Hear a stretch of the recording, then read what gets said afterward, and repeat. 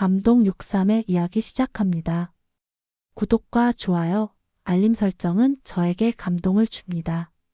63빌딩만큼 높은 감동을 선사하겠습니다. 차가운 겨울바람이 병원 주차장을 휘감았다. 강다희는 간호대학 졸업장이 든 파일을 꼭 쥔 채 면접을 마치고 나왔다. 첫 발령을 기다리는 마음은 설렘보다는 무거움으로 가득했다. 쌍둥이 언니 다혜가 실종된 지 벌써 1년이 지났다.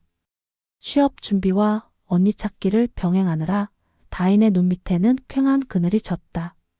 대기업 인턴이었던 다희는 어느 날 갑자기 회사 회장과의 결혼을 발표했다. 82세의 구본웅 회장과 25세의 다희.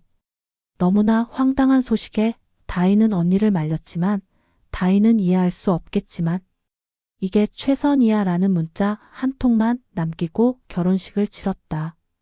그리고 석 달 후 다희는 흔적도 없이 사라졌다. 경찰은 호텔 CCTV에 찍힌 다희의 마지막 모습을 보여주며 자발적 실종이라 단정 지었다. 혼자 캐리어를 끌고 나가는 모습이었다. 하지만 다희는 그럴 리 없다고 확신했다. 쌍둥이였기에 다희는 알았다. 그 며칠 전 통화에서도 다희는 불안해 보였고 무언가 말하고 싶어 했다. 매일 밤 악몽에 시달렸다. 꿈에서 다희는 항상 도움을 청했다. 다희는 경찰서와 사설 탐정을 전전했지만 새로운 단서는 나오지 않았다. 구본웅 회장은 처음엔 실종 신고에 협조적인 척했지만 곧 연락을 끊어버렸다. 다인이 할 수 있는 것은 구본웅 회장의 자택 근처를 배회하며 감시하는 것뿐이었다. 그러던 어느 날 예상치 못한 전화가 왔다. 구본웅 회장이 직접 만나고 싶다는 것이었다. 다인은 조심스럽게 약속 장소인 병원 VIP 면담실로 향했다. 창밖으로 눈발이 흩날렸다. 면담실에서 기다리고 있던 구본웅은 다인을 보자마자 놀란 듯한 표정을 지었다. 그의 눈빛이 다인의 온몸을 훑었다. 구본웅은 천천히 입을 열었다. 다희의 행방을 알고 있다고 했다.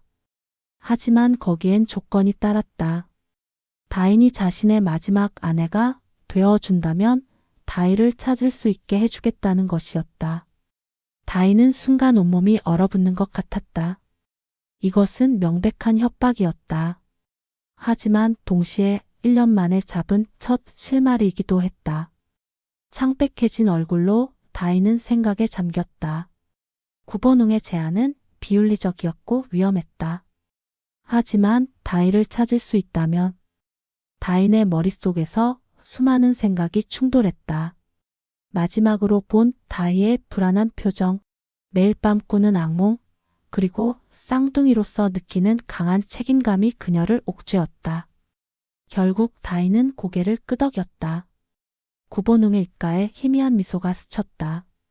다희는 자신이 방금 내린 결정이 돌이킬 수 없는 운명의 갈림길이 될 것임을 직감했다. 하지만 이미 내린 결정이었다. 창밖의 눈발이 더욱 거세게 휘날렸다. 마치 앞으로 다가올 폭풍을 예고하는 것처럼. 결혼식은 조용하고 간소하게 치러졌다. 구본웅은 언론의 주목을 피하고 싶다며 최소한의 하객만 초대했다. 다희는 순백의 웨딩드레스를 입고 있었지만 그녀의 마음은 까맣게 물들어 있었다. 저택으로 들어서는 순간 다희는 본능적으로 이곳이 평범한 집이 아님을 직감했다. 3층짜리 서양식 저택은 울창한 숲속에 자리 잡고 있었다. 넓은 정원에는 잘 다듬어진 장미가 가득했고 분수대에서는 맑은 물이 솟구쳤다. 하지만 이 완벽한 겉모습 너머로 을씨년스러운 그림자가 드리워져 있었다.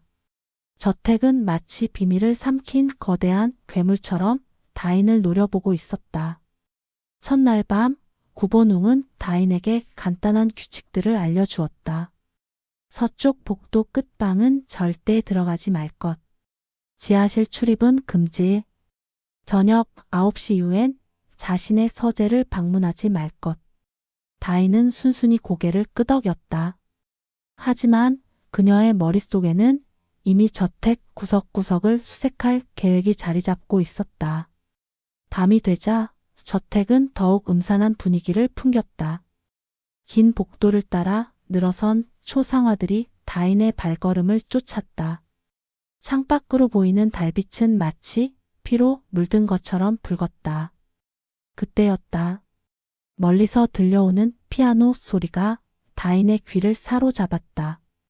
쇼팽의 장송행진곡이었다. 다인은 소리의 근원을 찾아 저택을 헤매었다. 하지만 이상하게도 소리는 어디서 들려오는지 알 수 없었다. 마치 저택 전체가 울리는 것 같았다. 그러다 우연히 정원사 현우와 마주쳤다. 그의 표정은 어두웠다. 젊은 아가씨가 또 오셨네요. 이번에도 시작되는 건가요? 현우의 말은 다인의 등골을 오싹하게 만들었다. 무슨 의미일까? 다인은 더 캐물으려 했지만 현우는 서둘러 자리를 피했다. 그의 뒷모습에서 무거운 죄책감이 느껴졌다. 다인은 점차 이 저택에 뭔가 끔찍한 비밀이 숨겨져 있다는 확신이 들었다. 밤마다 피아노 소리는 계속되었다. 다인은 잠을 이루지 못했다. 구본웅은 매일 밤 어디론가 사라졌다가 새벽에 돌아왔다. 그의 옷에서는 희미한 소독약 냄새가 났다. 간호사의 경험으로 다인은 그 특유의 병원 냄새를 놓치지 않았다. 창가에 서서 저택의 전경을 바라보던 어느 날 다인은 창문에 비친 자신의 모습이 다희와 똑같다는 것을 새삼 깨달았다. 문득 섬뜩한 예감이 들었다. 구본웅이 자신을 선택한 것은 우연이 아니었다. 그는 처음부터 다희의 쌍둥이인 자신을 노리고 있었던 것은 아닐까? 저택의 비밀을 파헤치기 위해서는 더 조심스러운 접근이 필요했다. 다희는 구본웅의 의심을 피하기 위해 완벽한 아내 역할을 연기하기 시작했다.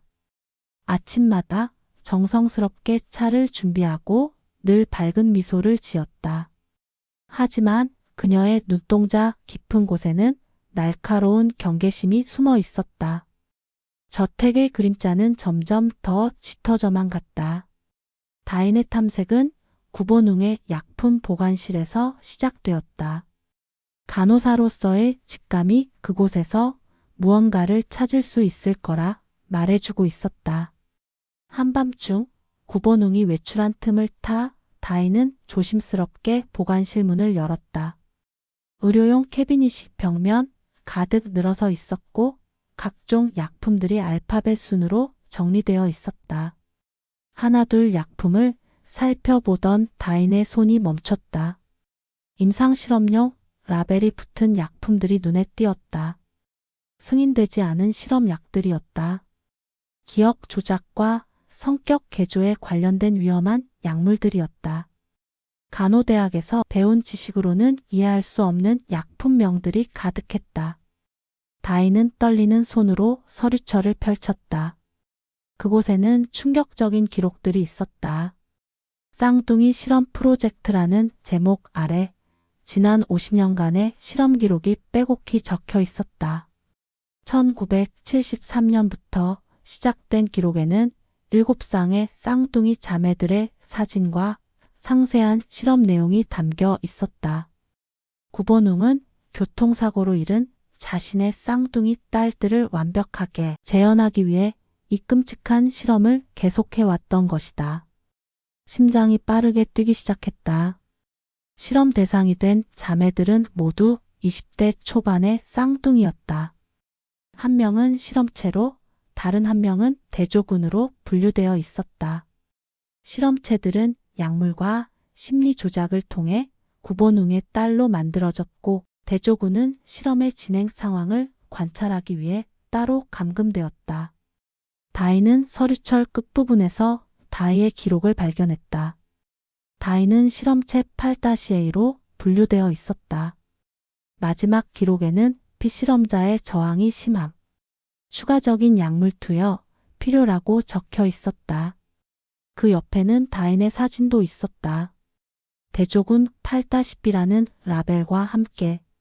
갑자기 들려오는 발소리에 다인은 급히 서류들을 제자리에 돌려놓았다. 그때 낡은 일기장이 바닥에 떨어졌다. 다희의 것이었다. 마지막 페이지에는 떨리는 글씨체로 쓰여 있었다. 다인아, 그의 약물 실험을 멈춰야 해. 다음은 내 차례야. 지하실에 글씨는 그대로 흐려졌다. 붉은 얼룩이 종이를 물들이고 있었다. 시간이 없었다. 다인은 재빨리 일기장을 품에 숨기고 방을 빠져나왔다. 복도를 지나는 동안 심장이 터질 것만 같았다. 무사히 자신의 방으로 돌아온 다인은 침대에 주저앉았다. 온몸이 떨렸다. 이제 모든 것이 명확해졌다. 구본웅이 자신을 선택한 이유, 다희가 사라진 이유, 그리고 이 저택의 진정한 목적까지. 창밖에서 들려오는 피아노 소리가 이제는 더욱 섬뜩하게 들렸다. 그것은 단순한 음악이 아니었다. 50년간 이어져 온 광기 어린 실험의 증거였고 희생된 영혼들의 비명이었다. 다희는 이제 자신이 선택받은 것이 아니라 선택당했다는 것을 깨달았다. 거대한 실험의 마지막 퍼즐 조각으로. 다음 날부터 다인의 이중생활이 시작되었다. 낮에는 완벽한 아내를 연기했다.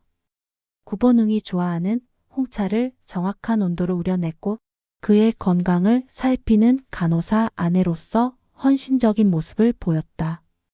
약사 면허를 가진 자신의 전문성을 강조하며 그의 약품 관리에도 관심을 보였다. 구본웅은 점차 다인의 존재를 신뢰하기 시작했다. 밤이 되면 다인은 조심스럽게 저택을 탐색했다. 현우의 도움은 결정적이었다. 30년간 이 저택을 관리해온 그는 구본웅의 첫 실험을 목격한 증인이었다. 처음엔 막을 수 있었을 텐데 그때 내가 용기를 내지 못했어요. 그 죄책감으로 30년을 살았습니다. 현우의 고백은 떨리는 목소리로 이어졌다. 현우는 다인에게 저택에 숨겨진 통로들을 알려주었다. 오래된 저택에는 하인들이 사용하던 비밀 통로가 곳곳에 있었다. 다인은 이 통로들을 통해 구본웅의 비밀 실험실을 감시할 수 있었다. 실험실에서는 매일 밤 누군가의 억눌린 신음소리가 들려왔다. 다희의 목소리일지도 모른다는 생각에 다인의 가슴은 찢어질 듯 아팠다. 구본웅의 신뢰를 얻기 위해 다인은 더욱 적극적으로 실험에 관심을 보였다. 회장님의 연구가 너무 흥미로워요. 제가 도움이 될 수 있을까요? 그녀의 연기는 완벽했다. 구본웅은 점차 자신의 실험에 대해 이야기하기 시작했다. 그의 광기 어린 실험은 자신의 딸들을 되찾기 위한 집착에서 시작되었다. 다인은 구본웅의 이야기를 들으며 속으로 치밀한 계획을 세웠다. 그의 약물 실험에 허점이 있음을 발견한 것이다. 쌍둥이의 유전적 동일성을 이용한 그의 실험은 한 가지를 간과하고 있었다. 그것은 바로 정신적 외상이 미치는 영향. 다인은 이 사실을 알고 있었지만 모른 척했다. 때를 기다리고 있었다. 매일 밤 다인은 다희의 길을 읽었다. 일기에는 실험의 전 과정이 기록되어 있었다. 처음에는 단순한 심리 상담으로 시작해서 점차 약물 투여로 이어졌다. 다인은 끝까지 저항했다. 자신의 정체성을 잃지 않으려 필사적으로 버텼다. 마지막 기록에는 지하실에 대한 언급이 있었다. 구본웅은 다인의 헌신적인 모습에 감동한 듯했다. 어느 날 그는 다인에게 실험의 마지막 단계를 준비하고 있다고 말했다. 내가 바로 내가 찾던 완벽한 딸이 될 거야. 그의 말에 다인은 공포를 느끼면서도 미소를 지어 보였다. 이제 곧 모든 것이 끝날 것이다. 현우는 다인에게 마지막 경고를 했다. 실험의 마지막 단계는 돌이킬 수 없는 겁니다. 이제까지의 실험체들은 모두 그 단계에서 사라졌어요. 다이는 고개를 끄덕였다. 이미 알고 있었다. 하지만 이것이 다이를 찾을 수 있는 유일한 방법이었다. 시간은 촉박했다. 다이는 자신의 목숨을 걸고 마지막 도박을 준비했다.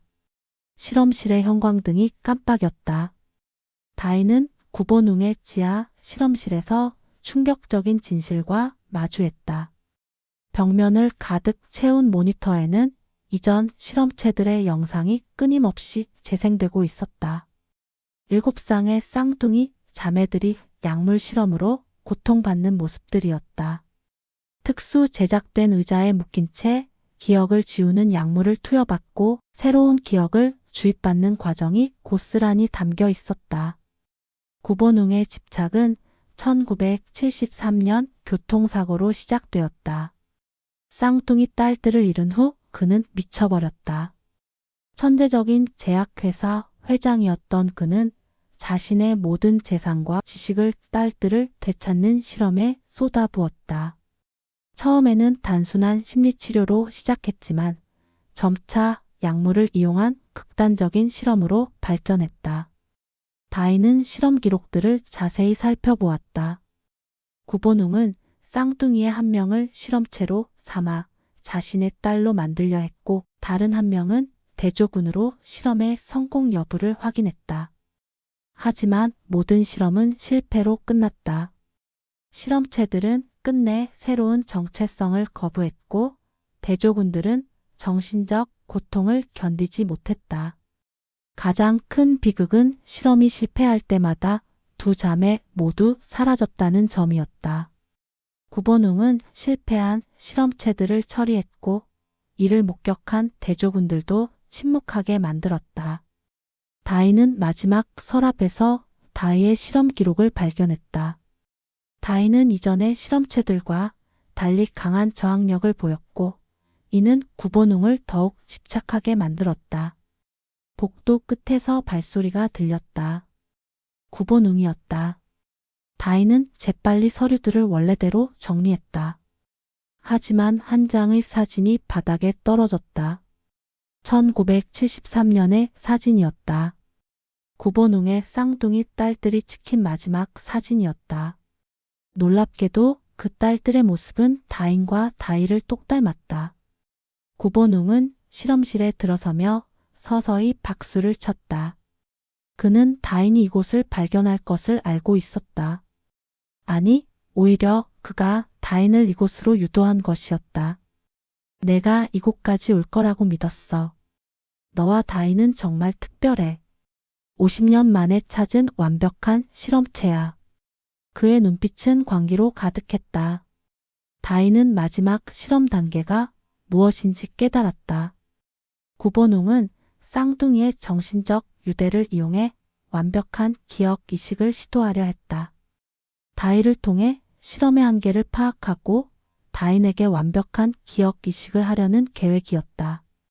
이것이 그가 처음부터 쌍둥이만을 찾았던 이유였다. 실험실 한쪽 벽이 천천히 열렸다. 그곳에는 의식이 희미한 다이가 누워 있었다. 다인의 가슴이 조여왔다. 마지막 실험을 위해 구본웅이 준비한 2개의 특수 의자가 보였다. 50년간의 집착이 만들어낸 광기의 정점이었다. 다이는 이제 선택의 기로에 섰다. 자매의 운명이 그녀의 다음 행동에 달려 있었다. 하얀 형광등 아래 2개의 특수 의자가 서로를 마주보고 있었다. 다이는 구본웅의 지시대로 천천히 의자에 앉았다. 그녀의 머릿속에는 이미 치밀한 계획이 자리 잡고 있었다.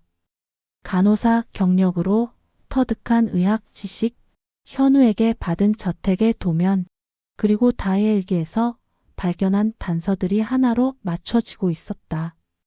구본웅은 득의양양한 표정으로 실험 준비를 시작했다. 그는 다인에게 자신의 위대한 실험에 대해 설명했다. 쌍둥이의 뇌파를 동기화시켜 완벽한 기억 이식을 한다는 것이었다. 다인은 그의 말을 경청하는 척하며 실험실의 약품 배치를 면밀히 관찰했다. 특히 응급 상황용 해독제의 위치를 정확히 파악했다. 마지막 단계가 시작되었다. 구본웅이 다희에게 먼저 약물을 주입하려는 순간 다인이 입을 열었다. 회장님, 실험에 치명적인 오류가 있습니다. 그녀의 차분한 목소리가 실험실에 울렸다. 구본웅이 의아한 표정으로 돌아봤다. 다인은 계속해서 말을 이었다. 쌍둥이의 뇌파, 동기화에 대한 전문적인 설명, 그리고 이전 실험들이 실패한 진짜 이유를 조목조목 짚어나갔다. 구본웅의 얼굴이 창백해졌다. 다인의 분석은 정확했다. 50년간 그가 놓치고 있던 결정적인 오류였다. 그 순간의 혼란을 놓치지 않고 다인은 재빨리 몸을 일으켰다. 미리 준비해둔 진정제가 담긴 주사기를 구본웅의 팔에 꽂았다. 예상치 못한 공격에 그가 비틀거렸다. 현우가 실험실로 뛰어들어왔다. 그는 이미 경찰과 구급대를 호출해둔 상태였다. 다희는 즉시 다희에게 달려가 약물을 해독하기 시작했다. 간호사의 경험이 빛을 발하는 순간이었다. 다희의 의식이 천천히 돌아오기 시작했다. 자매는 1년 만에 재회했지만 감격의 포옹은 잠시 뒤로 미뤄야 했다. 구본웅은 마지막 발악을 했다. 그는 실험실에 자동 잠금 장치를 작동시켰다. 하지만 이미 현우를 통해 저택의 모든 시스템을 파악해둔 다희는 당황하지 않았다. 비상탈출구를 통해 다희를 안전하게 대피시켰다.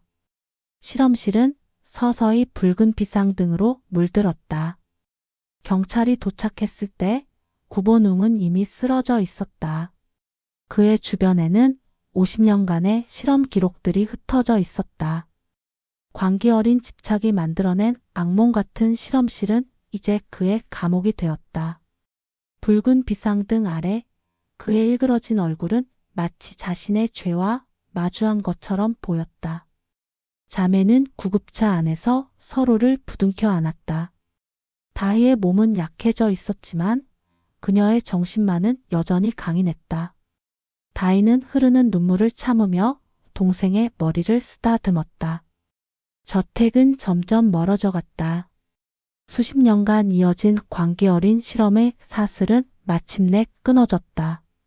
밤하늘에 뜬 달빛이 자매의 새로운 시작을 비추고 있었다. 희뿌연 안개가 낀 아침, 강원도의 작은 마을에 새로운 건물이 문을 열었다. 다이니망센터라는 이름의 이 건물은 트라우마 치료와 피해자 지원을 위한 공간이었다. 다이는 출입구 앞에 서서 깊은 숨을 들이마셨다. 1년 전에 끔찍했던 기억이 마침내 새로운 희망으로 피어나는 순간이었다. 센터 안에는 이미 여러 내담자들이 기다리고 있었다. 다이는 간호사로서의 경험을 살려 피해자들의 신체적 치료를 담당했고 심리상담사가 된 다이는 정신적 치유를 돕고 있었다. 자매는 각자의 방식으로 상처받은 영혼들을 보듬었다. 그들의 따뜻한 미소는 어둠 속에서 길을 잃은 이들에게 등대가 되어 주었다. 현우는 센터의 관리인이 되었다. 30년간의 죄책감을 씻어내기 위해 그는 헌신적으로 일했다. 더 이상 그의 눈빛에는 무거운 그늘이 없었다. 매일 아침 정성스레 가꾸는 센터의 작은 정원은 이제 그의 새로운 희망이 되었다. 붉은 장미 대신 노란 수선화가 피어나는 정원에서 그는 진정한 평화를 찾아가고 있었다. 구본웅의 재판은 사회에 큰 파장을 일으켰다. 재력과 권력을 이용한 그의 잔혹한 실험은 많은 이들의 분노를 샀다. 법원은 만장일치로 그에게 종신형을 선고했다. 하지만 다인과 다인은 증오보다는 연민을 택했다. 그들은 광기 어린 집착이 한 인간을 어떻게 괴물로 만드는지 목격했고 이를 통해 용서의 의미를 배웠다. 센터에는 특별한 공간이 있다. 기억의 방이라 이름 붙은 이곳에는 실상에 희생된 자매들의 사진이 걸려 있다. 그들의 이야기는 잊혀지지 않았다. 다인과 다인은 정기적으로 그들을 추모하며 이런 비극이 다시는 반복되지 않도록 목소리를 높였다. 작은 촛불은 늘 꺼지지 않고 타오르고 있었다. 봄이 오자 센터 앞마당에는 새로운 나무가 심어졌다. 쌍둥이 나무였다. 두 그루의 자작나무는 나란히 서서 바람에 속삭이듯 흔들렸다. 마치 다인과 다이처럼 서로를 의지하며 더 높이 자라나고 있었다. 그들의 이야기는 이제 희망의 상징이 되었다. 한 사람의 광기가 만든 어둠의 실험실은 수많은 생명을 살리는 빛의 공간으로 다시 태어났다. 저녁이 되면 다인과 다인은 센터의 옥상에 올라가 별을 본다. 끔찍했던 기억은 여전히 악몽처럼 찾아오지만 이제 그들은 혼자가 아니다. 서로를 마주보며 잡은 손에서 온기가 전해진다. 둘은 말없이 미소 짓는다. 검은 하늘에 총총히 박힌 별들처럼 그들이 피워낸 작은 희망도 누군가에게 빛이 되어줄 것이다. 정원의 심은 수선화가 활짝 피어났다. 봄바람이 불어오고 새로운 내담자들이 센터의 문을 두드린다. 다인과 다이의 삶은 계속된다. 그들의 이야기는 이제 시작이다. 상처는 흉터로 남았지만 그 흉터는 이제 더 강한 사람이 되었다는 증거가 되었다. 새로운 아침이 밝아온다. 치유의 여정은 끝나지 않았다. 감동 63의 긴 이야기 들어주셔서 감사합니다. 구독과 좋아요, 알림 설정은 저에게 감동을 줍니다. 늘 감동이 가득한 나날 되시길 바라겠습니다. 63빌딩만큼 감동이 높은 새로운 이야기로 다시 돌아오겠습니다.